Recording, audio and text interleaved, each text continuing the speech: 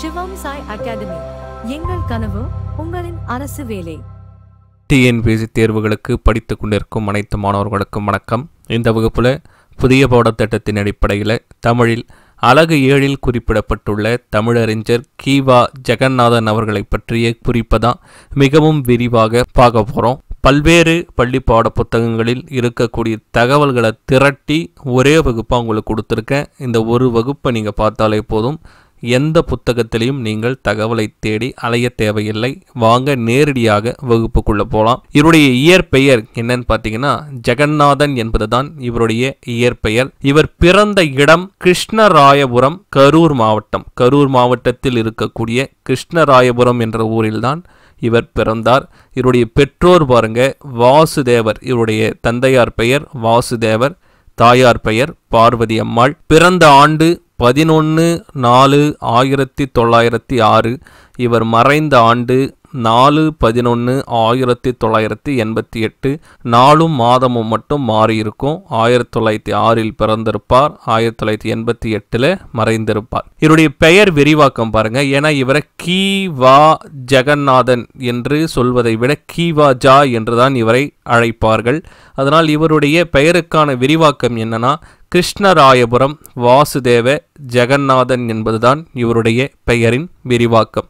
எப்படி உத்தமதானபுரம் வேங்கடப்பரின் மகனார் சாமிநாதன் என்பது உபேசா அவர்களின் பெயர் விரிவாக்கமோ, அதே போல கி.வா.ஜா அவர்களின் பெயர் விரிவாக்கம் கிருஷ்ணராயபுரம் வாசுதேவ ஜெகநாதன் என்பதுதான். இவருடைய ஆசிரியர் யாருன்னு பார்த்தீங்கன்னா உபேசா அவர்கள்தான் இவருடைய ஆசிரியர். குரு பரம்பரை என்று நம்ம சொல்லுவோம். அந்த குரு பரம்பரை வழியில் வந்தவர் தான் இவர். குரு பரம்பரைனா என்னன்னா மகாவித்வான் மீனாட்சி சுந்தரனார். மகாவித்வான் மீனாட்சி சுந்தரனாரின் சிஷ்யன் யாருன்னு பார்த்தீங்கன்னா உபேசா அவர்கள். உபேசா அவர்களின் சிஷ்யன் யாருன்னு பார்த்தீங்கன்னா கி.வா. ஜெகநாதன். இதுதான் குரு பரம்பரை என்று நம்ம சொல்றோம். மீனாட்சி சுந்தரனாரின் மாணவராக இருந்தவர் ஓவேசா. ஓவேசாவின் மாணவராக திகழ்ந்தவர் கி.வா.ஜா அவர்கள். அப்போ கி.வா.ஜா அவர்களின் ஆசிரியர் ஓவே சாமிநாதன். இவருடைய மனைவியின் பெயர் பாருங்க அலமேலு. இவருடைய மனைவியின் பெயர் அலமேலு. இவர் தான் பிறந்த ஊரான கரூர் மாவட்டத்தில் இருக்கக்கூடிய கிருஷ்ணராயபுரத்தை விடுத்து நாமக்கலில் இருக்கக்கூடிய மோகனூருக்கு குடிபெயர்கிறார். மோகனூர் என்பது மிக முக்கியமான ஒரு தமிழறிஞர் பிறந்த ஒரு ஊர். அந்த தமிழறிஞரின் பெயர் என்னன்னா நாமக்கல் கவிஞர் வே. ராமலிங்கனார் தான். அவர் பிறந்த ஊர் தான் மோகனூர். இவர் சிறு வயதிலேயே கல்வி கற்க ஆரம்பிக்கிறார். ஆனால் இவர் முடக்குவாதத்தால் பாதிக்கப்படுகிறார். என்ன நோயால் பாதிக்கப்படுகிறார்? முடக்குவாதத்தால் பாதிக்கப்படுகிறார். முடக்குவாதத்தால் பாதிக்கப்பட்ட காரணத்தால் இவருடைய படிப்பு தடைபடுகிறது. அதனால் இவர் மோகனூரில் அமைந்திருக்கக்கூடிய திலகர் நூலகம், இதை அப்படியே டிஎன்பிஎஸ்சியில் கேட்பாங்க. மோகனூரில் அமைந்திருக்கக்கூடிய திலகர் நூலகத்தில் நாள்தோறும் சென்று படித்து தன்னுடைய அறிவை வளர்த்து கொண்டார். இவர் என்ன பணியை செய்திருக்கிறார்னா பஞ்சாயத்து அலுவலகத்தில் கணக்கராக பணியாற்றினார். இந்த கேள்வி நமக்கு டிஎன்பிஎஸ்சியில் கேட்கலாம். கி.வா.ஜா அவர்களின் பணி பஞ்சாயத்து அலுவலகத்தில் கணக்கராக பணி செய்தார். இவருடைய சிறப்புகளை அடுத்து நம்ம பார்க்க போறோம். கலைமகள் என்ற இதழின் ஆசிரியராக பணியாற்றியிருக்கிறார். வித்வான் என்ற பட்டத்தை 1933ஆம் ஆண்டு பெற்றிருக்கிறார். திருமுருகாற்றுப்படை அரசு என்ற பட்டம் 1949ஆம் ஆண்டு பெற்றிருக்கிறார்.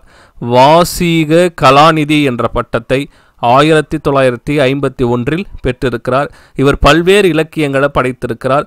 இருந்தாலும் இவர் எழுதிய வீரர் உலகம் என்ற இலக்கிய விமர்சன படைப்பு, வீரர் உலகம் என்பது இலக்கிய விமர்சன படைப்பு. இந்த படைப்பிற்கு 1967 சாகித்ய அகாடமி விருது வழங்கப்பட்டது. இந்த கேள்வி 100% டிஎன்பிஎஸ்சியில் நாம் எதிர்பார்க்கலாம். கி.வா.ஜா அவர்களின் சாகித்ய அகாடமி விருது பெற்ற நூல் வீரர் உலகம். விருது பெற்ற ஆண்டு 1967. இவர் தமிழ் இலக்கியத்திற்கு என்னென்ன பங்களிப்புகளை செய்திருக்கிறார் என்பதை பாருங்க. இவர் இயற்றிய முதல் நூல் என்னன்னு பார்த்தீங்கன்னா சிதம்பரத்தில் இருக்கக்கூடிய நடராஜரின் மேல் இவர் போற்றி பத்து என்ற செய்யுள் கோவையைத்தான் முதலில் எழுதுகிறார். அதற்கு பிறகு பல்வேறு செய்யுள்களை எழுதுகிறார். அது ஜோதி என்ற புனைப்பெயரில் இவர் செய்யுள்களை எழுதுகிறார். என்ன புனைப்பெயர்? ஜோதி. ஜோதி என்ற புனைப்பெயரில் செய்யுள்களை எழுதுகிறார். எப்படி பாரதிதாசன் அவர்கள் காளிதாசன் போன்ற பல்வேறு புனைப்பெயர்களில் கவிதைகளையும் கட்டுரைகளையும் எழுதினாரோ அதே போல கீவாஜா அவர்களும் ஜோதி என்ற புனைப்பெயரில் செய்யுள்களை எழுதியிருக்கிறார்.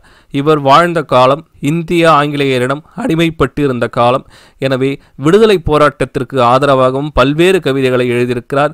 சுதந்திர தேவி, திருப்பள்ளி எழுச்சி, சுதந்திர தேவி, திருக்கோயில் போன்ற பல்வேறு சுதந்திர போராட்டத்திற்கு ஆதரவாக இருக்கக்கூடிய கவிதைகளை எழுதியிருக்கிறார். அது மட்டும் இல்லாமல் இவருடைய இலக்கிய பணிகளிலேயே மிக முக்கியமான பணி என்னன்னா நாட்டுப்புற பாடல்களை தொகுத்தது தான். திருக்குறள் ஆய்வு பதிப்பின் ஆசிரியராகவும் தமிழ் நாட்டார் பாடல்கள் என்றால் நாட்டுப்புற பாடல்கள் என்று பொருள்.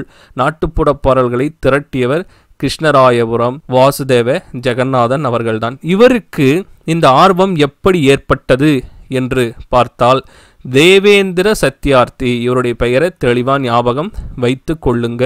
தேவேந்திர சத்யார்த்தி எனும் நாட்டார் இலக்கிய ஆய்வாளரை இவர் சந்திக்கிறார். அவருடைய தூண்டுதலின் பேரில் இவர் நாட்டார் பாடல்கள், அதாவது நாட்டுப்புற பாடல்களையும் தமிழ் பழமொழிகளையும் சேகரித்து தொகுக்கிறார். இவர் சேகரித்து தொகுத்த பிறகு நாட்டார் இலக்கியங்களை எவ்வாறு அழைக்கிறார்னா நாடோடி இலக்கியம் என்று குறிப்பிடுகிறார். தமிழ் பழமொழிகளையும் தமிழ் நாடோடி பாடல்களையும் சேகரித்து கொடுத்து ஒரு பல்கலைக்கழகம் செய்யும் பணியை தனி ஒருவராக செய்து தமிழுக்கு தொண்டு புரிந்தவர் கீவா ஜெகநாதன் அவர்கள். அதனால தான் நாட்டுப்புற இலக்கியத்தில் மும்மணிகள் என போற்றப்படும் மூவர்களில் கீவா ஜெகநாதன் அவர்களும் இடம்பெற்றிருக்கிறார். இப்போ நாட்டுப்புற இலக்கிய மும்மணிகள் 3 பேர். ஒருவர் சே அன்னகாமு, இரண்டாவது கீவா ஜெகநாதன், மூன்றாவது நா வானமாமலை என்பது குறிப்பிடத்தக்கது. இவ்வளவு அரும் பணிகளை இவர் தமிழுக்கு செய்து முடித்திருக்கிறார். கீவாஜா அவர்களின் படைப்புகள் 2007ஆம் ஆண்டு தமிழக அரசால் நாட்டுடைமை ஆக்கப்பட்டிருக்கிறது. 150க்கும் மேல் எழுதப்பட்ட இவருடைய நூல்களில் 140க்கும் மேற்பட்ட நூல்கள் நாட்டுடைமை ஆக்கப்பட்டிருக்கின்றன. இவருடைய பெருமையை கருதி இவரது நினைவாக கம்பன் கழகம் கீவாஜா நினைவு பரிசை வழங்கி வருகிறது. எந்த கழகம் நினைவு பரிசை வழங்குகிறதுன்னு கேட்பாங்க. கம்பன் கழகம், கீவாஜா நினைவு பரிசை வழங்கும் கழகம் கம்பன் கழகம். இவருடைய இயற்றிய நூல்களை மட்டும் இப்போ நம்ம பார்க்க போகிறோம். 150க்கும் மேற்பட்ட நூல்களை எழுதியிருக்கிறார். அதில் நம்ம முதல்ல பார்க்க போகிறது நாடோடி இலக்கியங்கள் எனப்படுகின்ற நாட்டுப்புற படைப்புகளை தான் பார்க்க போகிறோம். ஏற்றப்பாட்டுகள், நாடோடி இலக்கியம், தமிழக நாட்டுப்புற பாடல்கள், தமிழ் பழமொழிகள். இது கிட்டத்தட்ட 4 தொகுதிகளாக இருக்குது. மிக மிக முக்கியமான ஒரு நூல். அதற்கு அடுத்தது மலையருவி. இது மட்டும் இல்லாமல் வாழ்க்கை வரலாறு படைப்புகளையும் இவர் படைத்திருக்கிறார். என் ஆசிரியர் பிரான் மற்றும் தமிழ் தாத்தா ஓவேசா. என்றால் இவருடைய ஆசிரியரே இவருடைய குருவே யாருன்னா தமிழ் தாத்தா ஓவேசா அவர்கள்தான். அவர்களை பற்றிய வாழ்க்கை வரலாறு படைப்புகளை இவர் எழுதியிருக்கிறார். இவர் எழுதிய பிற படைப்புகளை பாருங்க. குழந்தைகள் உலகம், வீரர் உலகம் மிக முக்கியமான ஒரு நூல். தமிழின் வெற்றி, குறிஞ்சி தேன், இதை டிஎன்பிஎஸ்ல எதிர்பார்க்கலாம். ஆத்மஜோதி பாருங்க, ஆசிய ஜோதி வேற, ஆத்மஜோதி வேற. ஆசிய ஜோதினா கவிமணி தேசி விநாயகனார் வந்துடணும். ஆத்மஜோதினா கீவா ஜெகநாதன் வந்துடணும். மச்சு வீடு மற்றும் காஞ்சியிலும் இன்பம் போன்ற பிற படைப்புகளை இவர் எழுதியிருக்கிறார். இவருடைய வாழ்க்கை குறிப்பிலேயே நம்ம பார்க்க வேண்டிய மிக முக்கிய தலைப்பு என்னன்னா ஓவேசாவும் கீவாஜாவும் என்ற தலைப்பு தான். இந்த இருவருமே ஒன்றாக இணைந்து தமிழுக்கு பெரும் பங்கை ஆற்றிருக்கிறார்கள். அதை பற்றி தான் பார்க்க போறோம். கீவா ஜெகநாதன் அவர்களை ஊவே சாமிநாதரிடம் சென்று கல்வி கற்க ஆலோசனை கூறியவர் யார்னா ஸ்ரீ சிவசண்முக மெய்ஞான சிவாச்சாரியார் தான். கீவாஜா என்ன செய்யறார்னா ஸ்ரீ சிவசண்முக மெய்ஞான சிவாச்சாரியார் கிட்ட தான் மாணவராக சேரணும் என்று விருப்பத்தை தெரிவிக்கிறார். ஆனா ஸ்ரீ சிவசண்முக மெய்ஞான சிவாச்சாரியார் என்ன செய்யறார்னா கீவா ஜெகநாதனை ஊவேசா அவர்களிடம் சென்று கல்வி கற்க பரிந்துரை செய்கிறார். உடனே அவர் பார்த்தீங்கன்னா ஊவேசா அவர்களை சந்தித்து அவரை குருவாக ஏற்றுக்கொண்டு அவரோடவே பயணிக்கிறார். ஊவே சாமிநாதர் அவருடைய வழிகாட்டுதல தான் கீவாஜா தமிழ் புலவர் தேர்வு எழுதி மாநிலத்திலேயே முதலிடமும் பெற்று வித்துவான் பட்டமும் பெறுகிறார். ஊவே சாமிநாதர் செய்திருக்கக்கூடிய பல்வேறு ஆய்வுகளுக்கு இவர் உதவியும் இருக்கிறார். இதை எப்படி நம்ம உறுதிபட சொல்லலாம்னா ஊவே சாமிநாதர் அவர்கள் தக்கையாக பரணி என்ற நூலை பதிப்பிக்கிறார். அந்த நூலுடைய முன்னுரையில் என்ன குறிப்பிடுகிறார்னா இவருடைய பணியை பாராட்டி இவருடைய பெயரை எப்படி குறிப்பிடுகிறார்னா மோகனூர் தமிழ் பண்டிதர் கீவா ஜெகநாதர் என குறிப்பிட்டுள்ளார். தக்கையாகிபரணி நூலை தொகுத்ததிலும் ஆய்வு செய்ததிலும் மோகனூர் தமிழ் பண்டிதர் கீவா ஜெகநாதர் அவர்கள் அரும் பணியை செய்திருக்கிறார் என்று என்று தக்கையாகபரணியுடைய முன்னுரையில் மூவேசா அவர்கள் குறிப்பிட்டிருக்கிறார். இதிலிருந்தே நமக்கு என்ன தெரிய வருதுன்னா, மூவேசா அவர்களின் பல்வேறு ஆய்வுகளுக்கு கீவா ஜெகநாதர் அவர்கள் உறுதுணையாக இருந்திருக்கிறார் என்பது நமக்கு தெரிய வருகிறது.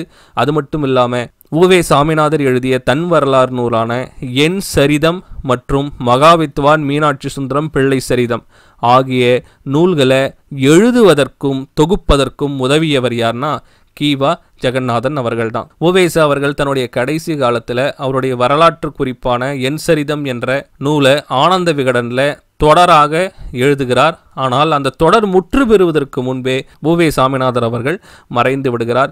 உவே சாமிநாதர் வைத்திருந்த குறிப்புகளின்படி அந்த நூலை எழுதி முடித்தவர் கீவா ஜெகநாதன் அவர்கள்தான். இதை டிஎன்பிஎஸ்சியில் எதிர்பார்க்கலாம். என் சரிதம் என்ற நூல் உவே சாமிநாதர் அவர்களுடையது தான். ஆனால் அந்த நூல் எழுதி முடிக்க காரணமாக அமைந்தவர் கீவா ஜெகநாதர் அவர்கள். அது மட்டும் இல்லாமல் இவர் உவே சாமிநாதர் அவர்களை பற்றி என் ஆசிரியர் விரான் என்ற நூலையும் எழுதியிருக்கிறார்.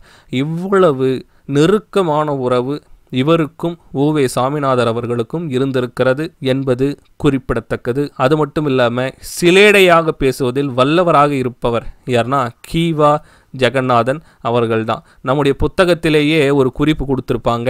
வேறு ஒரு ஊரில் நடைபெற இருக்கக்கூடிய ஒரு கூட்டத்திற்கு இவர் ரயிலில் பயணம் மேற்கொண்டு இருப்பார். அப்போ காலையில் ஒரு 6 மணியில் அந்த ஊரில் போய் இறங்கியிருப்பார். இவருக்கு மரியாதை செய்ய மாலை கொண்டு வந்திருப்பாங்க. அதை பார்த்துட்டு காலையிலேயே மாலை வந்து விட்டதா என்று சிலேடை நயத்தில் நயம்பட கூறியிருப்பார். இது போன்ற பல்வேறு சிலேடைகளை தன்னுடைய பேச்சில் மிகவும் அற்புதமாக கையாள்பவராக கீவா ஜெகநாதர் அவர்கள் இருந்திருக்கிறார். இவ்வளவுதான் இவரை பற்றிய குறிப்பு. இதை நீங்கள் தெரிந்து கொண்டாலே போதும். கீவாஜா அவர்களை பற்றி எப்படி டிஎன்பிஎஸ்சியில் கேள்வி கேட்டாலும் மிகச் சரியாக விடையளிக்கலாம். இதிலிருந்து தான் நமக்கு கேள்வி இடம்பெறும். நீங்கள் பயப்படவே தேவையில்லை. மிக தெளிவாக இந்த வகுப்பை கவனித்து நீங்கள் குறிப்புகளை எடுத்துங்க. அடுத்த ஒரு மிக முக்கியமான ஒரு வகுப்பில் நான் உங்களை சந்திக்கிறேன். சிவம்சி அகாடமியை ஃபாலோ பண்ணிகிட்டே இருங்க. நன்றி, வணக்கம்.